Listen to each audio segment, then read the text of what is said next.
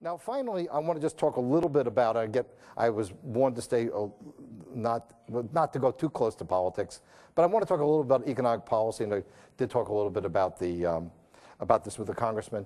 One, I think that we have to realize that if our cities are going to grow, you have to be able to create wealth. That you have to focus on the middle class, and I think that's a group that's being left out in this economy and has been left out for quite a while. And that if you're going to grow your economy, that's the way you're going to get the cultural growth that you want. So the first thing is every region has to think about who it is. This is an amazingly diverse country with lots of different places that are very different from each other. So when you start thinking about your region, think first about who are we? I mean, what is Tacoma about? It's not Seattle, it's not San Francisco, it's not Dallas, Texas, it's Tacoma with its own particular DNA, and that's very important to keep in mind. So when you want to think about the arts, yes, the arts are important, but you've got to have an economy to support the arts. There are many cities in the Great Lakes that have wonderful cultural institutions, great concert halls, great orchestras, and yet they're dying because there's no economy to support them. And in some cases, those cultural institutions are beginning to grow and get very old and beginning to decline. So I think one thing to keep in mind is the economy is, it's like our former President Clinton put it, it's the economy, stupid. You want to have a great downtown, you want to have great cultural institutions, focus on your economy first and foremost. In history, my last book was A History of Cities, the one before this, all the great cultural development took place based on a vibrant economy. You don't just have art and that makes it go. One person said to me, well, Florence was a great city because it had great art. No, Florence had great art because it was a rich city. And a lot of those artists didn't come from Florence. They were brought in first from textiles, then from banking, and that's why Florence was able to do what it did. And this is the way it's gone all through history. So fundamentally, you have to focus on your basics. If Tacoma, when people talk about Tacoma, great place to raise a family, great quality of life, affordable housing, great place to have access to countryside, whatever it is, those are the things that are going to matter. You're not going to be Soho. You're going to be who you are, and that should be very useful indeed. The last thing in terms of focus is the focus on the issue of class. I think that's the big issue of the 21st century. I talk about that in the book. We have this growth of this population that isn't going to school, isn't getting a degree. I was at a program in Denver, and the mayor there said, well, we're attracting these hip, cool people. And I said, you know what, I don't really care about your hip, cool people. How about the 50% of kids dropping out of the Denver public schools? Are you thinking about them? You're thinking about job training and jobs for people who need it. So I think one of the key things is to focus on the middle and working class, and particularly the young people who are coming out of school now or dropping out of school with no skills that will be able to ever pay for a middle class lifestyle. And I think Jane Jacobs, I disagree with her on a lot of things, but on this she was right. Your goal is to grow your local middle class. And for that, you have to grow your port, you got to grow your manufacturing, you got to grow your business services, you got to focus on that first and foremost.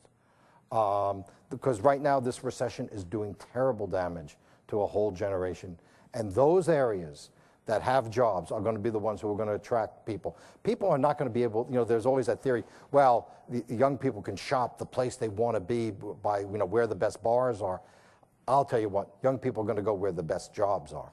And they're doing that right now. And that's why, for instance, Dallas, Texas is the fastest growing big city in America, because they still have jobs there. And in the future, those communities that have jobs will attract the people and talent that they want. And of course, I just wanted to point out that when I talk about manufacturing, although the number of people working in manufacturing is dropping, the number of people in that industry who are being paid relatively high wages and have high skills, that part of it is actually growing. Finally, how are we going to do all this environmentally? And I think there's several things they're going to look at. One is, I think that we have to understand that actually if you look at the issue closely, high density is not necessarily more friendly than relatively low density. Actually, townhouse or single family house with a with trees around it, and I think you can grow those around here, are actually pretty energy efficient and can be very successful.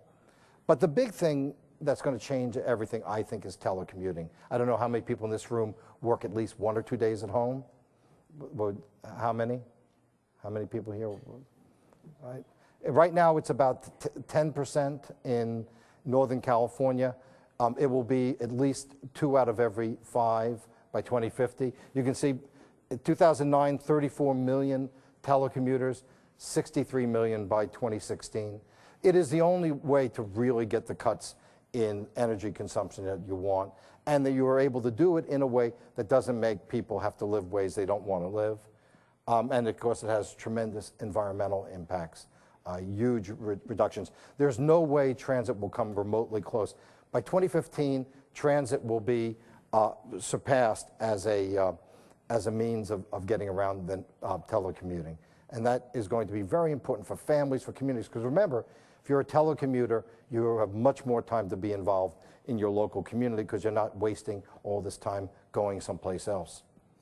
And the other thing we're going to see is this growth of small business and micro enterprise.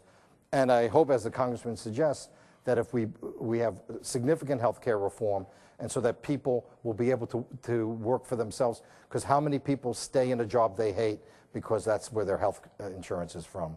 And they have to stay, basically they have a health insurance job. They really don't have a job that they want. So I think we're going to see more of that.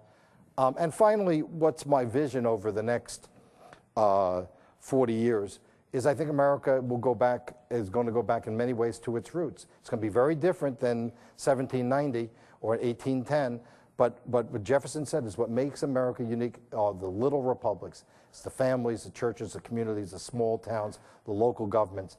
And that is the big difference between America and whether it's China or the European Union, and it's the way that we're going to find our solutions. And I think that's part of what you're all here today about. And so I'm very happy to participate with you. And again, if you have any questions for me, feel free to contact me through my website. Thank you very much.